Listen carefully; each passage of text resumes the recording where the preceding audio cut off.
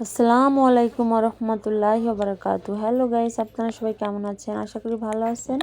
আমি আল্লাহর অশেষ রহমতে অনেক ভালো আছি। মুরগির মাংস রান্না করার জন্য মশলা বেটে নিচ্ছি, আর সাথে দেখুন মশলা বেটে নিচ্ছি। মুরগির মাংসটা সুন্দর করে ধুয়ে নিচ্ছি। এদিকে আলু কেটে নিচ্ছি, পেঁয়াজ কুচি করে নিচ্ছি, হলুদ লবণ মরিচ সব কিছু গুছিয়ে নিচ্ছি। এদিকে গ্যাসের চুলায় কড়াই দিয়ে দিচ্ছি, কড়াইতে তেল দিয়ে দেব। তেলটা সুন্দর করে গরম হলে এর ভিতরে এখন আমি পেঁয়াজ কুচি দেব। প্রথমে পেঁয়াজটা সুন্দর করে ভেজে নিব। ভেজে নেওয়ার পর মশলাটা দিয়ে দেব।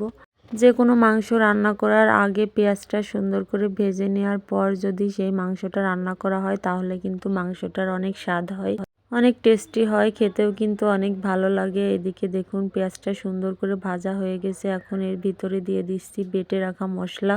বেটে রাখা মশলাটা সুন্দর করে দিয়ে দেওয়ার পর এখন আমি ভালো করে নেড়ে দেব। নেড়ে একবারে ভাজা ভাজা করে ফেলবো। আশা করি আমার ভিডিওটা আপনাদের কাছে ভালো লাগবে। আমার ভিডিওটা যদি ভালো লাগে তাহলে আমার চ্যানেলটি সাবস্ক্রাইব করবেন, আমার পেজটি ফলো দিয়ে আমার সাথেই থাকবেন। প্লিজ একটা লাইক কমেন্ট শেয়ার করে আমার পাশে থাকবেন। আপনাদের একটু ভালোবাসা ও সাপোর্টে আমি সামনের দিকে এগিয়ে যেতে পারবো। এদিকে দেখুন পেঁয়াজ কুচি আর বেটে রাখা মশলা ভালো করে ভেজে নিছি। ভেজে নেওয়ার পর এখন দেখুন হলুদ দিয়ে দিচ্ছি।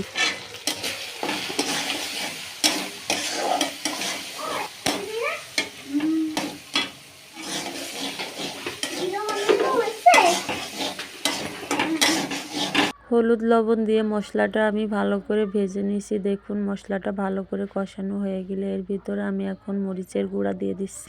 পরিমাণ মতো মরিচের গুঁড়া দিয়ে সুন্দর করে আমি মশলাটা ভেজে নিচ্ছি। দেখুন কালারটা কত সুন্দর হয়েছে, দেখেই কিন্তু খেতে মন চাচ্ছে, অনেক লোভনীয় হয়েছে। ভালো করে এভাবে মশলাটা কষিয়ে নিলে মাংসটাও কিন্তু খেতে অনেক ভালো হবে।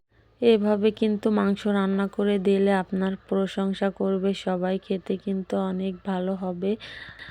দেখুন মশলাটা কত সুন্দর দেখা যাচ্ছে। আর ভালো করে মশলাটা কষিয়ে নেওয়ার পর এখন আমি মাংসগুলো দিয়ে দিচ্ছি। মাংসগুলো দেওয়ার পর আমি ভালো করে মাংসগুলো কষিয়ে নেব। অনেকক্ষণ ধরে মাংস দেওয়ার পরও কিন্তু কষাতে হবে। আপনি যত বেশি কষাবেন তত মাংসটা খেতে বেশি ভালো লাগবে। এদিকে দেখুন মাংসটা কষানো হয়ে গেলে আমি এর ভিতরে কেটে রাখা আলুগুলো দিয়ে দিচ্ছি। এখন আলু দেওয়ার পরও অনেকক্ষণ কষিয়ে নেব। কষিয়ে নেওয়ার পর দেখুন এখানে আমি ঝোলের পানি দিয়ে দিচ্ছি। ঝোলের পানি দেওয়ার পর কিছুক্ষণের ভিতরে কিন্তু আমার মাংসটা রান্না হয়ে যাবে। আপনারা এখনই দেখতে পারবেন আমার মাংস রান্না করার পর ফাইনাল লুক। অলরেডি দেখুন গাইস আমার মাংসটা রান্না প্রায় শেষ। এখনই দেখতে পারবেন আমার মাংসটার ফাইনাল লুক। অবশেষে দেখুন আমার মাংসটা রান্না করা হয়ে গেছে। আমার মাংস রান্না করা দেখতে আপনাদের কাছে কেমন লাগলো অবশ্যই কমেন্টে জানাবেন। দেখুন কি লোভনীয় লাগতেছে, খেতেও কিন্তু অনেক স্বাদ হয়েছে। আমার ভিডিওটা এই পর্যন্ত। আগামী কোনো নতুন ভিডিওতে আপনাদের সাথে আবার দেখা হয়ে যাবে। সবাই ভালো থাকবেন, সুস্থ থাকবেন। আল্লাহ হাফেজ।